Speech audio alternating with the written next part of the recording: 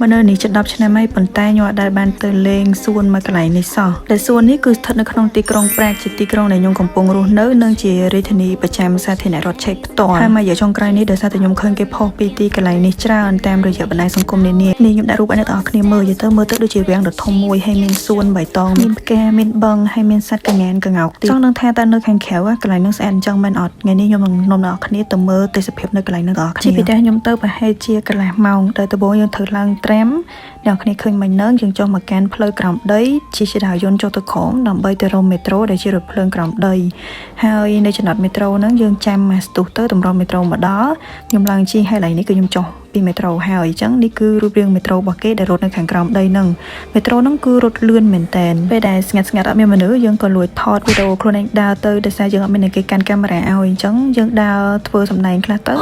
หายก็ยังตระลางจะดาวยนจังปีกลายเพลกรำได้ด้วยก่อจังปีเมโทรหนึ่งในศกนี้คือจะดาวยนเวนให้กับพวกเหมือนแตนตัวแต่ยังเห็นจัดในจังหวัดแต่ยังกับปงลางนี่จะดาวยนนั่งโดยจีเมียนจุ่มเรือไปให้จีซ้ำสับปีเมตรมีจะดาวยนมากลายติดในคลองตีกรองแปลกได้เมียนจุ่มเรือหัวตะดาว8 10 ปอลเมตรชีชดาได้เมียนประวัยโดยก็จำเริญเป็นจริงเกณฑ์ในครองสหพิบาลยมหนึ่งทัดในเคลียร์เมื่อในครองวิดีโอกราวเจนพิจารณายนแมวก็ยังถือรถเพลดาเจนปีเมโทรนั้นให้รถเพลใจนั้นคือถือหลังจะดาวยนมาตังตีไปเจนมาเพลียไม่หนาเคลียร์ยมดาวบัตสแดมเพลียมตั้มปัดส่วนนั้นเนื้อบัตช่วยตียมดาวบัตสแดมให้ยมมาเคยส่วนเกย์กลายนี้ยมกระแทกโอ้ไปให้ยมจัดดาวกลายส่วนจะแบนยังไงจังดาวมาถือสเปียบจังตื้อก็โหเพลตื้อส่วนนั้นอัดเคยตีมาเคยตึกโหเจนปีกรามใดไอแนนในวันจังนั้นเนี่ยให้มาสตุกกับยมเคยแผลได้เก็บบัดเลินจังแท้เจนปีกลายในยมปงชนน้องปี100 เมตรดาวส่วนหนึ่งจะยมกระแทกโอ้ไปให้ยมถือดาวเจนให้ตัวโหส่วนหนึ่งให้ยมดาวเจนปีระบองนั้นตื้อมาเคยระบองนี่เคยดูตนงจีส่วนอันนั้นส่วนแมนก็บนใต้มันแมนส่วนในยมถือตื้อตีแต่เดี๋ยวซาแต่ยมดังจังยมจะดาวตื้อจังนั้นให้เฉลี่ยทอดวิดีโอโคลนเดี๋ยวซาก็แต่โคลนมาดาวกลายนั่งให้แต่เนี่ยแหนไปดาวแต่ดาวหมกตื้อแอนแผลบอกเกตื้อบันดังแทนยมแมนเมาส่วนแต่ยมถือเมาตีเราไปให้กับยมเมื่อพันตีมน้องเตี้ยกับยมดังแทนตามปัดยมเชนปีเมโทรมนนั่งไปยมดาวเชนมาขังช่วยในแต่แมนจะเห็นคือมาดาเลยฮาเลนี่คือยมโรเพลโจเตอร์ส่วนนั่งเคยให้ยอตอนมันปรับปีชมูส่วนในยมมานี่มีชมูทาวอลสไตน์การ์เดนหรือก็วอลเลนสไตน์การ์เดนจีบสายเชคแอนทาวอลสเจนสกาซารัตดาคนแต่ดาวโจมาขนมเพลย์แมทสำหรับตัวสพิบได้ยมตัวกันออกขณีมือโดยครูนเองติดจอ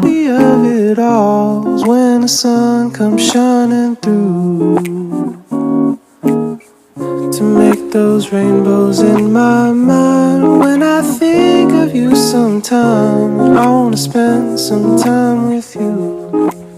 ពេលដែលខ្ញុំកំពុងថតនេះគឺម៉ោងប្រហែល6 ល្ងាចចូលមកគឺនៅមានពលឺថ្ងៃមានបឹងដ៏ធំមួយក្នុងបឹងហ្នឹងមានត្រីទៀតខ្ញុំថតជប់ក្នុងនេះបណ្ដាគ្នាមើលក្នុងទឹកទៅឃើញត្រីកំពុងហែលហ្នឹងឯងសម្រាប់សួននេះទាំងមូលតែម្ដងគឺមានទំហំប្រហែល 1.7 ហិកតាឬជាង 14000 ម៉ែត្រការ៉េត្រូវបានគេចាត់ទុកថាជាសួនធំទី2នៅកណ្ដាលទីក្រុងប្រាក់បន្ទាប់ពីសួនដ៏ធំមួយនៅខាងប្រាក់ខាងសសួន Wallstein នេះគឺគេកសាងរួមគ្នាជាមួយនឹងវាំង Wallstein ឬក៏វិមាន Wallstein ហ្នឹងគេកសាងពីចន្លោះឆ្នាំ1623ដល់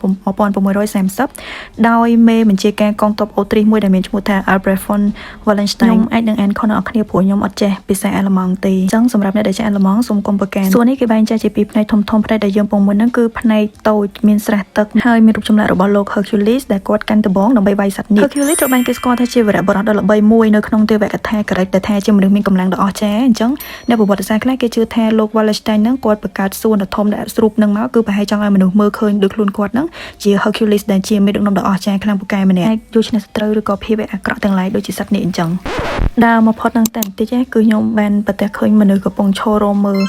ខ្ញុំឆ្ងល់ថាគេមើលគេដល់ដើរទៅចិត្តទៅបានដឹងថាគេកំពុងនាំគ្នាមកមើលសត្វកង្កោកមកក្បែរនេះមើលផ្ទាល់នឹងក្រៅណាអ្នកគ្នាគឺស្អាតខ្លាំងមែនទែន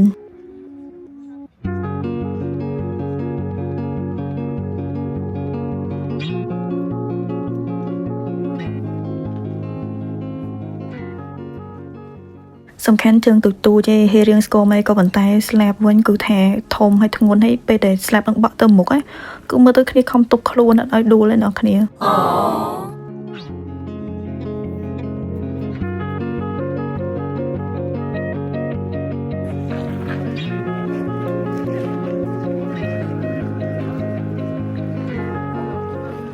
ពេលខ្លះយើងចេញក្រៅមើលមនុស្សម្នាទៅបានយើងដឹងថានៅលើโลกយើងសបោមនុស្សមានទេពកោសល្យណាដូចជនជាតិម្នាក់នេះគឺគាត់បានគូសរូបកង្កោកប៉ុន្តែគាត់ឲ្យខ្ញុំដកកាមេរ៉ាមកគឺគាត់ដើរចេញបាត់ ដែលសារតែពេលហ្នឹងគាត់គូហើយហើយអញ្ចឹងថតបានតែប៉ុណ្្នឹងឯងដើរមកមុខទៀតទៅខ្ញុំមកមើលនៅកន្លែងនេះគឺសបោរូបចម្លាក់ច្រើនតោះឥឡូវខ្ញុំនឹងនាំអ្នកនរគ្នាទៅមើលផ្នែកទី2នៃសួនដ៏ធំមួយនេះដោយសារតែសួននេះគឺជាផ្នែកមួយនៃវាំងឬក៏វិមាន Wallstein នឹងតែម្ដងអញ្ចឹងផ្នែកទី2គឺយើងនឹងទៅមើលវិមាននឹងផ្ទាល់ខ្ញុំនិយាយមែនណាដើរនៅក្នុងនេះគឺដូចដើរនៅក្នុងសួនវិញអញ្ចឹងគឺគេតុបតែងរបៀបដើមឈើជុំវិញអញ្ចឹងទាំងអស់ដើរចូលមកដល់ផ្លូវទី2នេះភ្លាមគឺយើងឃើញវិមាននឹងនៅខាងស្ដាំដៃតែម្ដងបើតាមប្រវត្តិសាស្ត្រលោក Wallerstein ហ្នឹងគឺគាត់ចង់សង់វិមាននឹងសួនដែលអស្ចារ្យដូចខាងដោយប្រាសាទមួយទៀតរបស់ប្រទេសឆេកមានឈ្មោះថា Prague Castle ដែលជាទីកន្លែងទេសចរណ៍ដ៏ល្បីល្បាញមួយដោយគាត់ចង់បង្ហាញពីអំណាចនិងកិត្តិយសរបស់គាត់អញ្ចឹងគាត់បានអញ្ជើញស្ថាបត្យករសិល្បករពីខាងប្រទេសអ៊ីតាលីមកជួយរចនាតាមរចនាបថលក្ខណៈគេហៅថា Early Baroque and Italian Mannerism ប្រហែលជាអ្នកដែលហ៊ាន architecture គាត់ប្រហែលជាដឹងច្រើនតាក់ទងមួយផ្នែកនេះនៅពីមុខវិមានឬវាំងហ្នឹងគឺយើងឃើញគេដាំផ្កាតាមចន្លោះសួនរបស់គេហ្នឹងប៉ុន្តែដែលខ្ញុំស្ដាយគឺផ្កាហ្នឹងសពនៃវាអត់សូវរីកស្អាតពេញរីកស្អាតដូចនៅក្នុងរូបនៅតាមផ្លូវដើរចូលមកគឺសពទៅដល់រូបចម្លាក់ជាច្រើនត្រូវបានកងទ័ពស៊ុយអែតគេលួចយកទៅតាំងពីឆ្នាំ1648ក្នុងកំឡុងឆ្នាំសង្គ្រាមហើយអីដែលយើងឃើញសប្តាហ៍ហ្នឹងនៅសួនហ្នឹងគឺជាច្បាប់ចម្លងទេបើនិយាយពីសួននេះវិញវាជាផ្នែកមួយនៃអគារព្រឹទ្ធសភានៃសាធារណរដ្ឋឆេកហើយច្បាប់នេះគឺគេបើកឲ្យសាធារណជនចូលទស្សនាដោយឥតគិតថ្លៃនៅក្នុងខែកក្តៅអញ្ចឹងបើមានអ្នកបានមកលេងឆេកអីក៏អាចមកមើលកន្លែងនេះបានដែរគាត់បែរចេញពីកន្លែងអគារហ្នឹងមានផ្លូវដើរចូលមកក្នុងសួនធំនេះមកតង់ទៀតទៅសួននេះគឺធំហ្មងខោចូលមកមានអីប្លែកតាក់ភ្នែកដល់គ្នាមួយឯណាតែខ្ញុំចង់និយាយមួយទៀតសិនថាកន្លែងនេះគឺភាគច្រើនខ្ញុំអត់សូវឃើញគេលើកយកមកនិយាយនៅពេលដែលគេនិយាយពីកន្លែងដើរលេងនៅក្នុងទីក្រុងប្រាហ្គទេអញ្ចឹងបានជាតាំងដើមមកខ្ញុំអត់ដែរចាប់អារម្មណ៍កន្លែងនេះប៉ុន្តែពេលបានមកមើលទៅគឺថាវាតំណងហើយវាមានប្រវត្តិសាស្ត្រតាក់ទងមួយកន្លែងនេះច្រើនអីដែលខ្ញុំចាប់អារម្មណ៍ជាងគេហ្នឹងគឺក្នុងសួននេះមានជញ្ជាំងមួយដែលគេឲ្យឈ្មោះថា Dripstone Wall ឬក៏មានឈ្មោះថា The Grotto តែគេបដូរទៅនឹងរូងភ្នំសិប្បនិមិត្តមួយគេហៅមួយទៀតថា Stalactite Wall ខ្ញុំគិតថា Stalactite ហ្នឹងគឺជាប្រភេទថ្មដែលយើងឃើញនៅលើជញ្ជាំងនេះអញ្ចឹងហ្នឹងគឺស្ថិតនៅជាប់ជាមួយនឹងវិមានឬក៏អគារដែលយើងឃើញមុនហ្នឹងហើយកសាងឡើងតាំងពីសតវត្សទី17មើលទៅដូចរូងភ្នំធម្មជាតិប៉ុន្តែវាមិនមែនថ្មធម្មជាតិទាំងស្រុងទេដោយសារតែគេរចនាដោយប្រើថ្មកបោខ្លះដែលមានការតុបតែងតាមរបៀប style Baroque ដែលខ្ញុំបាននិយាយមុនហ្នឹងពេលយើងមើលអញ្ចឹងនេះពីចម្ងាយទៅវាហាក់ដូចជាលលាក្បាលក៏វាក៏ទឹកថ្មកំពុងហូរចុះមកក៏ប៉ុន្តែបើសិនជាយើងមើលយូរទៅ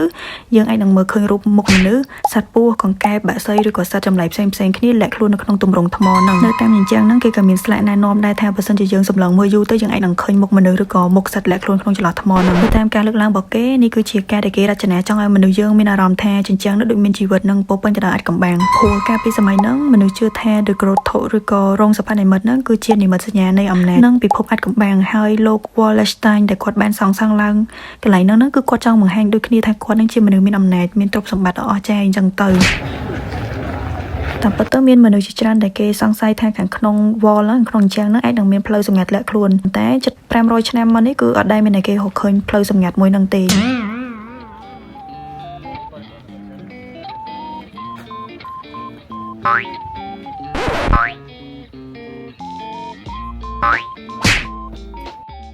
សាច់រឿងកន្លែងនេះទ្រុសគឺមានតែប៉ុណ្្នឹងទេបើសួរថាកន្លែងនេះស្អាតអត់គឺស្អាតហើយបើទីធ្លានៃវិមាននឹងសួនរបស់គេវិញគឺធំមែនទែនចង់2ហិកតាដែរអីដែលស្ដាយគឺថាផ្កាដែលខ្ញុំរំពឹងថាវានឹងរីកលូតលាស់ហ្នឹងគឺវាអត់សូវរីកទេគឺវាហឹងសពនពី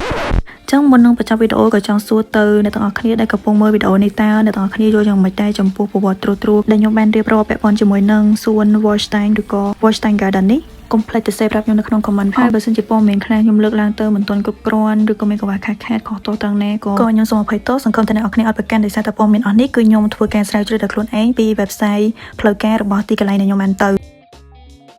បានមកមើលមកលេងកន្លែងនេះក៏ប៉ុន្តែខ្ញុំអត់បានថតរូបខ្លួនឯងទេដោយសារតែអត់មានគេថតឲ្យពឹងគេឲ្យជួយថតវីដេអូបានបន្តិចអរគុណបងប្អូនអ្នកគ្នាដែលបានមើលវីដេអូដល់ចប់ជួបគ្នាវីដេអូក្រោយៗបាយបាយ